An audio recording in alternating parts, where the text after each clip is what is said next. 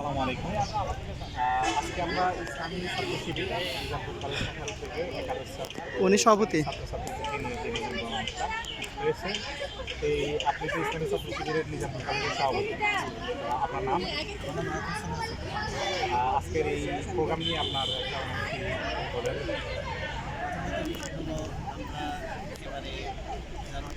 আরেকটু জোরে।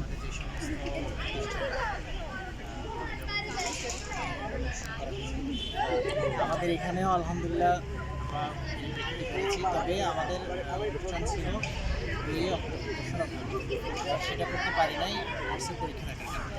আলহামদুলিল্লাহ আশা করে আমরা 1 ডিসেম্বর আমরা ডেট পেয়েছি এবং এটা সুন্দরভাবে হয়েছে।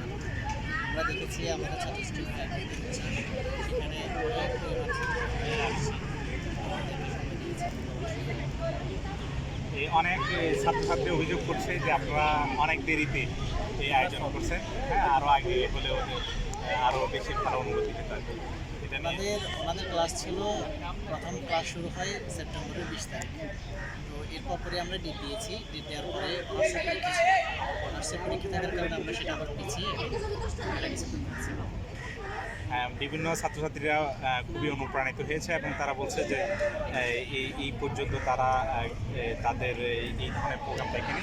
হ্যাঁ, এই ছাত্রছাত্রীদের প্রতি আপনার এই প্রত্যাশা এবং তাদের যে উপস্থিতি, এই উপস্থিতি নিয়ে আপনার এই প্রত্যাশা এবং ফলাফলটা কী?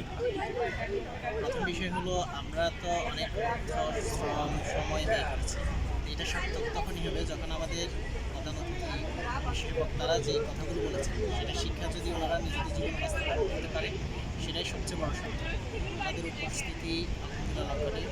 ওনাদের প্রতি হয়তো ভিডিওটা দেখবেন, ওনাদের প্রতি আমার আহ্বান থাকবে মেহমানরা যেই কথাগুলো বলেছেন সেগুলো যেন নিজের জীবনে বাস্তবায়ন করে এবং এই বাংলাদেশকে একটি বিশ্বের উন্নত রাষ্ট্রের নামে যেন আশা করতে পারে।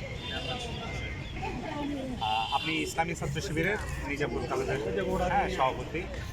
ইসলামী ছাত্র শিবিরে তো মানে 4টা স্তর আছে, আপনি কোন পর্যায়ে?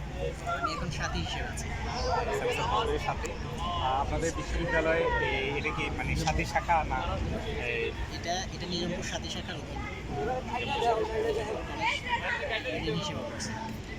এই ইসলামী ছাত্র শিবিরের নিয়ে আগামীতে আপনার আর এখানে আপনি কি কোন ডিপার্টমেন্টে আছেন এবং আগামীতে আপনার কতটুকু যাওয়ার বা ইসলামী ছাত্র শিবিরকে নিয়ে আপনার কী প্ল্যান পরিকল্পনা? আমি এখন বিয়ে প্রথম বর্ষে আছি। আমাদের পরিকল্পনা সুন্দর, বিশেষ করে আমার ইচ্ছে হলো আমি এই সংগঠনের সর্বোচ্চ সফল সেটা পাশাপাশি হলো যে নিজামপুর কলেজ কেন্দ্রিক আমাদের অনেক আয়োজন থাকবে ইনশাল্লাহ। আমরা সামনে 2026 সালে প্রফেশন শুরু করবো ইনশাআল্লাহ। এই আপনাদের এইখানে যিনি প্রিন্সিপাল, হ্যাঁ, ওনারা আজকে আপনাদের এই প্রোগ্রামে আসছিলেন, ওনার নামটা কি ছিল? ঠিক আছে, আপনাকে এই আমারবাজার.com-এর পক্ষ থেকে ধন্যবাদ। এই আমারবাজার.com-এর প্রতি আপনার যদি কোনো পরামর্শ থাকে বলতে পারেন। এটা একটা অনলাইন বিজনেস আর অফলাইন। আমারবাজার.com-কে ধন্যবাদ শিবিরের প্রোগ্রামে আসার জন্য এবং ছাত্র শিবিরের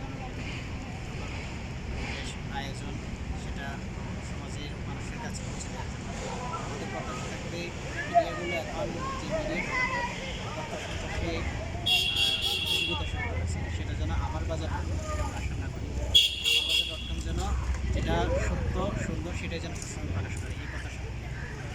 ঠিক আছে, আপনাকে ধন্যবাদ। আমারবাজার.com পক্ষ থেকে আসসালামু আলাইকুম। আসসালামু আলাইকুম। আমি হচ্ছে শিবিরের সবের সাথী, বর্তমান পাঁচছাত্রের সদস্য, আর উনি হচ্ছেন শিবিরের রোকা, জামাতের রোকা। চট্টগ্রাম মহানগরী দক্ষিণে কলেজ কার্জন সম্পাদক ছিলাম আর কমার্স কলেজের পরিচালক ছিলাম। পরিস্থিতির ভিতরে ঢুকতে পারতাম না, আমরা আসছি লাস্ট। আমরা মূলত নিচ্ছি ইন্টারভিউ নেওয়ার জন্য আসছি মূলত, কারণ আমরা যখন মিরেশ্বরে দেখছি বাড়ি থেকে আসছি তো আমাদের মিরেশ্বরে একটা প্রোগ্রাম হয়েছে, ওইখানেও ঠিক ছাত্রদের অনুভূতিগুলো নিয়ে নেয়। আমি চাচ্ছি ছাত্রদের কিছু অনুভূতি নেওয়ার জন্য, এগুলো যাতে কেউ না সবাই তো মিডিয়া নিয়ে সবাই না এটা এই জিনিসটা সত্যি বলতে প্রচারে প্রসার সাধারণ ছাত্রছাত্রী যখন ওরা অনেক দেখলাম অনেক আছে খুশি আছে, এই খুশিটা তাদের আবেগটা যখন শেয়ার করবে, যখন আমরা এটা মিডিয়াতে দিব, তখন মানুষ ওকে দেখি আরও আদারওয়াইজ অন্যরা কিন্তু আগ্রহী হবে। এখন এই জিনিসটা যে আমরা প্রকাশ করতে না পারি, আমরা শুধু হলের ভিতরে কথাটা চাইলাম, কিন্তু সাধারণ মানুষের কথাটা কিন্তু আমরা হাইলাইট করতে পারলাম না। তাহলে আমাদের এই অনুভূতিটা আমরা হ্যাঁ, এই জিনিসটা আপনারা দেখেন, আপনারা দেখেন বিভিন্ন বাস সিটি, ঢাকা বাস সিটি বলেন, চট্টগ্রাম বাসে ওদের অনুভূতিগুলো দিচ্ছে, ওরা বলতেছে আমরা অনেক মেয়েদের থেকে অনুভূতিগুলো নিচ্ছি আলহামদুলিল্লাহ। আবার আমরা এখানে আবার আমার বাজার থেকে আমরা কুইজ প্রতিযোগিতাও করছি, তাহলে এক মিলে আবার ওইখানে কিন্তু আমার বাজার বলছি, আবার শিবিরের আয়োজন ওটাও বলছি। তাহলে আমাদের একটা কি, এটা হচ্ছে কি আপনাদের চিনার জন্য এই জিনিসটা আপনারা যদি আমরা যদি এগুলো যদি এখন থেকে না করতে পারি, এটার জন্য আমি মনে করি আপনারা একটা আলাদা একটা টিম তৈরি করেন মিডিয়ার জন্য শুধু। আমরা আলাদা টিম তৈরি করছি, তবে এটা এখন স্ট্রং আর কি। হ্যাঁ, এখন এই কথা বলার জন্য আমরা হয়তো মনে করেন আমরা যখন আমাদের প্রোগ্রাম, সাংগঠনিক প্রোগ্রাম হয়, আমি ওইখানেও হয়ে যাবে এই জিনিসগুলো আমরা করি। পার হয়ে গেলে হ্যাঁ, এই জিনিস তো সবার টেনশন হচ্ছে নির্বাচন।